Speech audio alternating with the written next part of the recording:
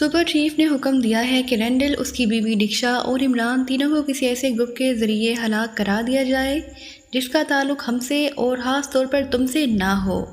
Howard نے جواب دیتے ہوئے کہا، سوری چیف، رینڈل اور اس کی بیوی کی حد تک تو یہ کام ہو سکتا ہے، لیکن عمران کے خلاف کوئی گروپ یہ کام نہیں کرے گا، کیونکہ وہ لوگ عمران کو مافوق الفطرت سمجھتے ہیں اور ان کا کہنا ہے کہ اب تک ہزاروں بار بڑے سے بڑے گروپوں نے عمران کو ختم کرنے کی کوشش کی ہے، لیکن ہر بار عمران نہ صرف بچ نکلا بلکہ اس گروپ کو بھی مکمل طور پر ختم کر دیا گیا۔ اور چیف، رینڈل کو بھی ختم کرنے کا کوئی فائدہ نہیں، کیونکہ حالات عمران تک پہنچ چکے ہیں اور وہ زیادہ سے زیادہ اس معاملے میں سنجیدہ ہو جائے گا، رابرٹ نے کہا۔ لیکن سپر چیف کا حکم ہے اور تمہیں معلوم ہے کہ ان کے حکم کی ہر صورت میں تعمیل ہوگی۔ تم ایسا کرو کہ رینڈل اور اس کی بیوی پر کام کرو، عمران کے لیے میں کچھ اور سوچتا ہوں، ہاورڈ نے جواب دیتے ہوئے کہا۔ ٹھیک ہے چیف، آپ کے تعلقات بے حد وسیع ہیں، آپ تو وہاں سے گروپ بھی بھجوا سکتے ہیں، رابرٹ نے کہا۔ مجھے رپورٹ دیتے رہنا، کیونکہ سپر چیف نے ساتھ ساتھ رپورٹ دینے کا بھی حکم دیا ہے، ہاورڈ نے کہا۔ یس چیف، حکم کی تعمیل ہوگی، رابرٹ نے جواب دیا تو ہاورڈ نے ریسیور رکھ دیا۔ رابرٹ بات تو ٹھیک کر رہا ہے، لیکن اب کیا کیا جائے؟ سپر چیف کے احکامات کی تعمیل تو کرنا ہوگی، لیکن لگتا ہے کہ رابرٹ اس معاملے پر کوئی نہ کوئی گیم کھیلے گا۔ اس کا انداز بتا رہا ہے کہ وہ عمران کے خلاف کارروائی کرنے پر آمادہ نہیں۔ مجھے خود اس سلسلے میں بھی کام کرنا چاہیے، ہاورڈ نے بڑبڑاتے ہوئے کہا، اور پھر میز پر رکھے ہوئے سفید رنگ کے فون کا ریسیور اٹھا کر اس نے اس پر موجود بٹن پریس کرنے شروع کر دیے۔ دوسری طرف گھنٹی بجنے کی آواز سنائی دیتی رہی اور پھر ریسیور اٹھا لیا گیا۔ یس، گراہم بول رہا ہوں، دوسری طرف سے ایک مردانہ آواز سنائی دی۔ ہاورڈ بول رہا ہوں گراہم، لاس ڈیگو سے، ہاورڈ نے کہا۔ او تم، آج بڑے دنوں بعد یاد کیا ہے، دوسری طرف سے گراہم نے بڑے بے تکلفانہ لہجے میں کہا۔ بس بزنس ہی ایسا ہے کہ ہر وقت مصروف رہنا پڑتا ہے، ہاورڈ نے کہا تو دوسری طرف سے گراہم پر اختیار ہنس پڑا۔ کس بزنس کی بات کر رہے ہو، ظاہری یا اصلی؟ گراہم نے کہا۔ ارے تم ہر بار یہی بات کر دیتے ہو، تمہیں پتہ تو ہے کہ میرا اسپیئر پارٹس کا بین الاقوامی بزنس ہے، لیکن تم ہر بار اصلی اور ظاہری کا چکر چلا دیتے ہو، ہاورڈ نے کہا۔ میرا تعارف بزنس ایجنسی سے ہے، اس لیے مجھے معلوم ہے کہ تمہارا ظاہری بزنس تو واقعی بین الاقوامی سطح پر اسپیئر پارٹس کا ہے، لیکن اصلی بزنس کے بارے میں مجھے رپورٹس ملتی رہتی ہیں۔ حساس نوعیت کے اسلحے کی اسمگلنگ کے بین الاقوامی ریکٹ کا ایک حصہ تم بھی ہو، گراہم نے جواب دیا۔ اوکے، تم سے واقعی کوئی چیز چھپی نہیں رہ سکتی، اب کیا کیا جائے؟ ہاورڈ کے لہجے میں گہرا اطمینان تھا، اسے خطرہ تھا کہ کہیں گراہم اس کی گرین کارڈ سے وابستگی کے بارے میں نہ جانتا ہو، لیکن گراہم کو صرف اسلحے کی اسمگلنگ کی حد تک ہی علم تھا، اس لیے اس کے لہجے میں اطمینان بھر آیا تھا۔ اب ایسی باتیں فون پر نہیں کی جاتی، گراہم، محتاط رہا کرو، ہاورڈ نے کہا۔ اوکے، بہرحال اب تم بتاؤ کہ کیسے فون کیا ہے، گراہم نے پوچھا۔ پاکستان کے کسی علی عمران نامی ایجنٹ کو جانتے ہو، ہاورڈ نے پوچھا۔ ہاں، بہت اچھی طرح جانتا ہوں، کیوں، تمہارا اس سے کیا تعلق پیدا ہو گیا ہے، گراہم نے پوچھا۔ وہ ہمارے ایک دوسرے بزنس کے آڑے آ رہا ہے، اس لیے ہم اسے فنش کرانا چاہتے ہیں۔ تمہاری نظر میں کوئی گروپ ہے جو یقینی طور پر یہ کام کر گزرے؟ معاوضہ منہ مانگا دیا جائے گا، ہاورڈ نے کہا۔ ویسے تو شاید ہی کوئی گروپ عمران کے خلاف کام کرنے پر آمادہ ہو، کیونکہ آج تک ہزاروں نہیں تو سینکڑوں بار اس پر قاتلانہ حملے کیے گئے ہیں، لیکن ہر حملے میں وہ نہ جانے کس طرح بچ نکلتا ہے، اور نہ صرف بچ نکلتا ہے بلکہ حملہ آور گروپ کو بھی فنش کر دیا جاتا ہے۔ اس لیے کوئی بھی عمران کے خاتمے پر کسی بھی قیمت پر تیار نہیں ہوتا۔ البتہ ایک گروپ ابھی حال ہی میں ایک قیمت سے وہاں گیا ہوا ہے، اس کے سرغنہ کا نام برائٹ ہے۔ وہ خاصا فعال، تیز اور ٹھیک کام کرنے والا ہے، لیکن وہ معاوضہ اپنی مرضی کا مانگے گا، گراہم نے جواب دیتے ہوئے کہا۔ معاوضے کا کوئی مسئلہ نہیں، کام حتمی اور یقینی طور پر ہونا چاہیے، ہاورڈ نے کہا۔ میں تمہیں اس کا نمبر دے دیتا ہوں، تم اس سے بات کر لو، گراہم نے کہا۔ ایسے کام اجنبی کالوں پر نہیں کیے جاتے، اتنی بات تو تم بھی جانتے ہو، تم اسے فون کرو اور اگر وہ آمادہ ہو جائے تو معاوضہ بھی خود ہی طے کر لو، اور سنو، جو معاوضہ تم طے کرو گے وہ مجھے منظور ہوگا اور مزید 10% تمہارا وقت لینے کا ہوگا، ہاورڈ نے کہا۔ ٹھیک ہے، میں بات کرتا ہوں، پھر تمہیں کال کرتا ہوں، گراہم نے کہا، اور اس کے ساتھ ہی رابطہ ختم ہو گیا۔ تو ہاورڈ نے ریسیور رکھ دیا۔ اب اگر برائڈ ناکام بھی ہو جاتا ہے تو بات گراہم تک ہی پہنچے گی، مجھ تک نہ پہنچے گی، ہاورڈ نے بڑبڑاتے ہوئے کہا، اور پھر تقریباً 1 گھنٹے بعد فون کی گھنٹی بجی تھی تو ہاورڈ نے ہاتھ بڑھا کر ریسیور اٹھا لیا۔ یس، ہاورڈ بول رہا ہوں، ہاورڈ نے کہا۔ گراہم فرام دس اینڈ، دوسری طرف سے گراہم کی آواز سنائی دی۔ کوئی بات ہوئی؟ ہاورڈ نے پوچھا۔ ہاں، برائٹ سے میری بات ہوئی ہے۔ پہلے تو اس نے انکار کر دیا کیونکہ پاکستان میں وہ بھی عمران کے بارے میں سن چکا ہے، لیکن میرے اصرار پر کہ ایک آدمی پر اچانک فائر کھول دینے سے وہ کیسے بچ سکتا ہے، اور میں نے برائٹ سے کہا کہ وہ اور اس کا گروپ تو اس معاملے میں بے حد معروف ہیں، تو وہ میرے اصرار پر مان گیا۔ میں نے اس سے کہا کہ نتائج حتمی اور یقینی ہونا چاہیے، تو اس نے کہا کہ ایسا ہوگا، لیکن اس نے اس کام کی تکمیل کے لیے 1 ہفتہ مانگا ہے تاکہ وہ حتمی نتائج دے سکے، اور معاوضہ $1,00,000 اور وہ بھی پورا پیشگی۔ گراہم نے تفصیل بتاتے ہوئے کہا، تھینک یو گراہم، تم نے واقعی میرے لیے کام کیا ہے، یہ تمہارا مجھ پر احسان ہے۔ میں ابھی تمہیں $1,10,000 بھجوا دیتا ہوں، تم اپنے بینک اکاؤنٹ کے بارے میں بتا دو، ہاورڈ نے کہا۔ تو دوسری طرف سے تفصیل بتا دی گئی جو ہاورڈ نے سائڈ پر رکھے ہوئے پیڈ پر نوٹ کر لی تھی۔ اوکے، رقم ابھی تمہارے اکاؤنٹ میں ٹرانسفر کر دی جائے گی اور میں تمہاری طرف سے مثبت رپورٹ کا منتظر رہوں گا، ہاورڈ نے کہا۔ بے فکر رہو، نتائج حتمی ہوں گے، گراہم نے جواب دیا۔ تو ہاورڈ نے اوکے کہہ کر ریسیور رکھ دیا، اور پھر انٹرکام کا ریسیور اٹھا کر اس نے اپنے سیکرٹری کو گراہم کے بینک اکاؤنٹ کی تفصیل بتا کر اسے $1,10,000 ٹرانسفر کرنے کا حکم دیا اور ریسیور رکھ دیا۔ اب اس کے چہرے پر اطمینان کے تاثرات نمایاں تھے۔ رینڈل اور ڈکشا دونوں کار میں سوار کہکشاں کالونی کی طرف بڑھے چلے جا رہے تھے۔ کہکشاں کالونی دارالحکومت کے مسافات میں بھی تھی، اور کہا جاتا تھا کہ یہ کالونی دارالحکومت کی سب سے پہلی کالونی ہے، اور شاید یہی وجہ تھی کہ اس کالونی کی تمام چھوٹی بڑی کوٹھیوں کا طرز تعمیر خاصا پرانا تھا۔ کار رینڈل نے ہوٹل سے ہائر کی تھی، ساتھ ہی مقامی ڈرائیور بھی تھا، جبکہ رینڈل اور ڈکشا دونوں عقبی سیٹ پر بیٹھے ہوئے تھے۔ تھوڑی دیر بعد کار ایک موڑ مڑ کر کہکشاں کالونی میں داخل ہو گئی۔ سر، کس کوٹھی پر جانا ہے آپ نے؟ ڈرائیور نے کار کی رفتار آہستہ کرتے ہوئے رینڈل سے پوچھا۔ 208، رینڈل نے جواب دیا، تو ڈرائیور نے اثبات میں سر ہلا دیا۔ پھر تقریباً 3 سڑکوں پر گھومنے کے بعد ایک پرانے طرز کی بنی ہوئی کوٹھی کے پھاٹک کے سامنے کار رک گئی۔ گیٹ کی سائڈ پہ ستون پر ڈاکٹر کمال حسین کی پرانی سی نیم پلیٹ موجود تھی، جس کے حروف بھی اڑے ہوئے تھے۔ کوٹھی پر بھی ویرانی چھائی ہوئی نظر آ رہی تھی۔ رینڈل نیچے اترا اور اس نے آگے بڑھ کر کار بیل کا بٹن پریس کر دیا۔ تھوڑی دیر بعد چھوٹا پھاٹک کھلا اور ایک خاصی عمر کا بوڑھا آدمی جس نے سادہ سا لباس پہنا ہوا تھا، پیروں میں چپل تھی، باہر آ گیا۔ جی صاحب، آپ نے کس سے ملنا ہے؟ بوڑھے نے رینڈل کو غور سے دیکھتے ہوئے کہا۔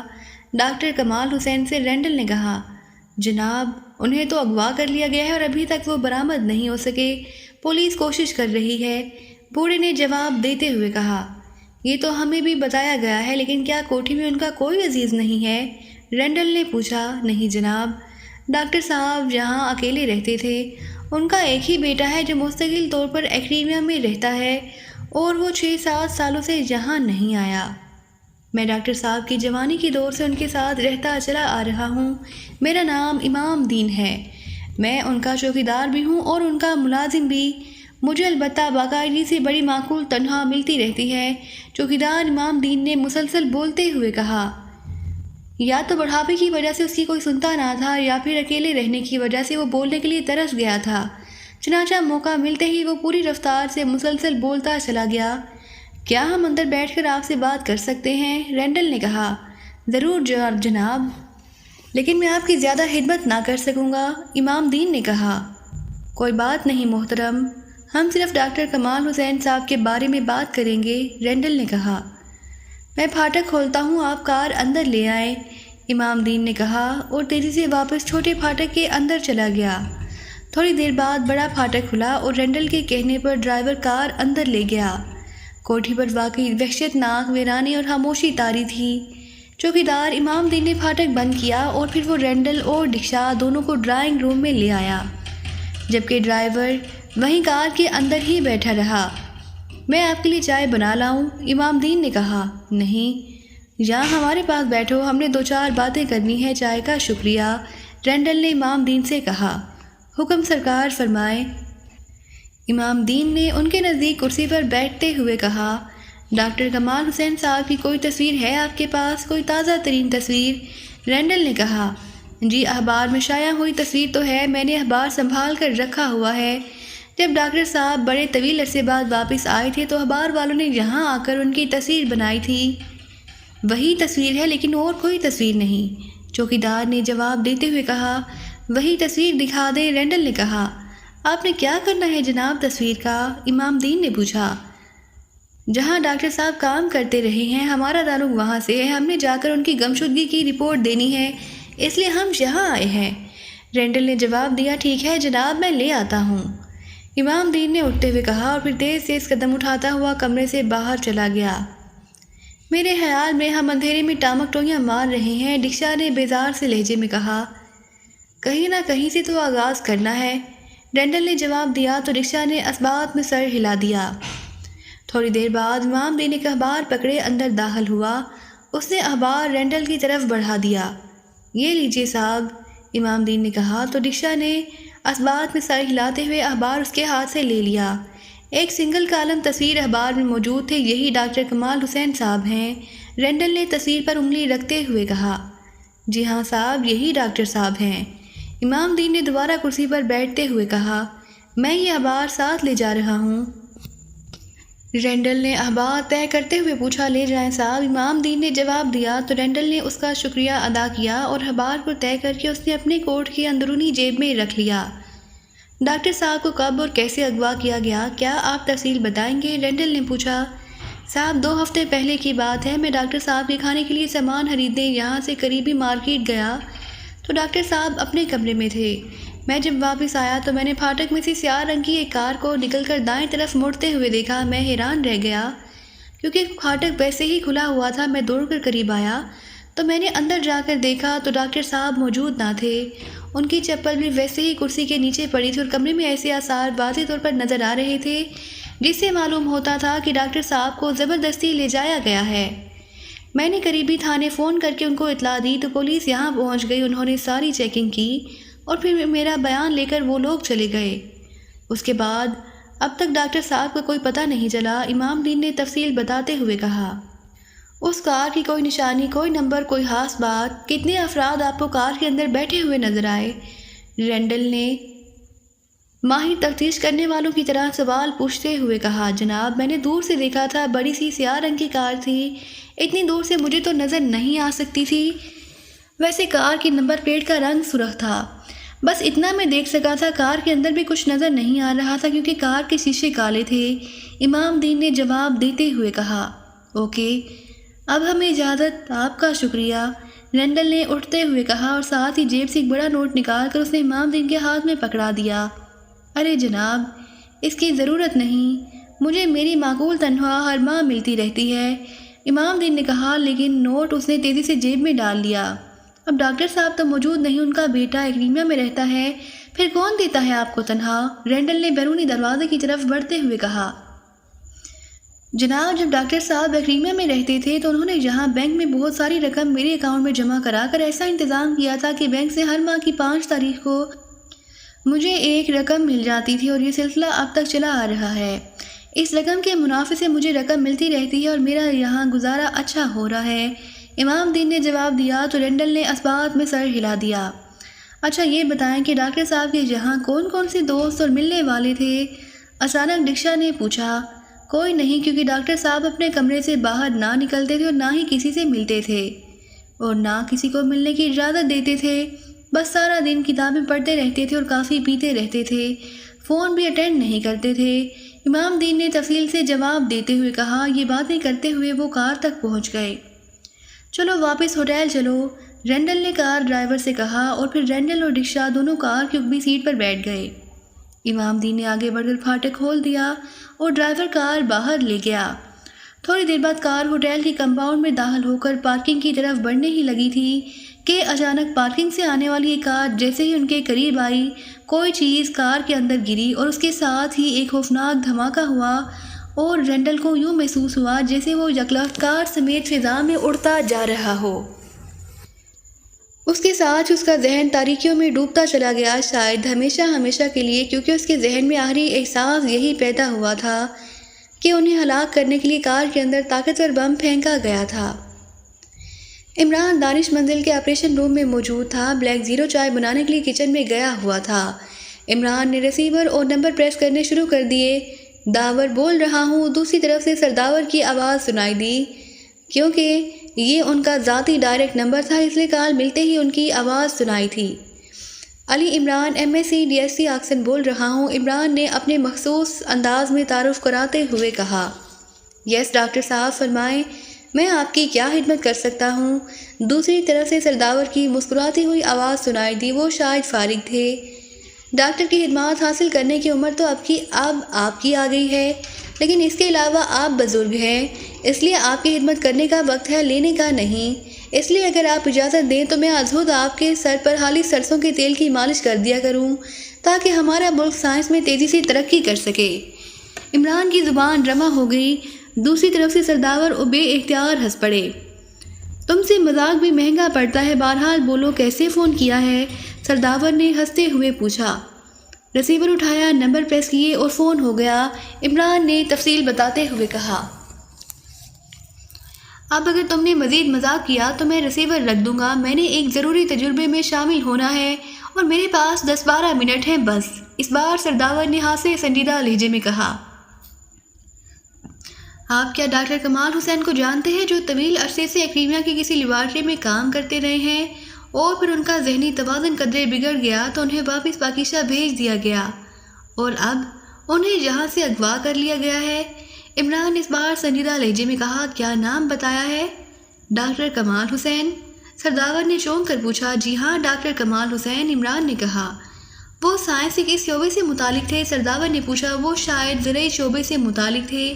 وہ اجناس کے پودوں کی کراس بریڈنگ کر کے اسے ایسے پودے لگانا چاہتے تھے جو لیبارٹری میں بے تحاشا پیداوار دے سکیں تاکہ دنیا میں آنے والے خطوں سے نمٹا جا سکے، عمران نے کہا۔